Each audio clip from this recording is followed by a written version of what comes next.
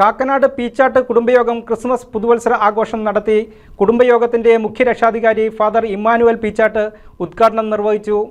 കാക്കനാട്ട് പീച്ചാട്ട് കുടുംബയോഗത്തിന്റെ ആഭിമുഖ്യത്തിൽ നെല്ലിമറ്റം കാക്കനാട്ട് ഷാജി മാത്യുവിന്റെ ഭവനത്തിൽ കുടുംബാംഗങ്ങൾ ഒത്തുചേർന്ന് ക്രിസ്മസ് പുതുവത്സരാഘോഷവും പൊതുയോഗവും നടത്തി. കുടുംബയോഗത്തിന്റെ മുഖ്യ രക്ഷാധികാരി ഫാദർ ഇമ്മാനുവൽ പീച്ചാട്ട് കേക്ക് മുറിച്ച് ഉദ്ഘാടനം നിർവഹിച്ചു. പ്രസിഡന്റ് ജോയി പോൾ അധ്യക്ഷനായി. നെല്ലിമറ്റം സെന്റ് ജോസഫ് ചർച്ച് വികാരി ഫാദർ ജോർജ് കുരിശുമൂട്ടിൽ മുഖ്യ അതിഥിയായി.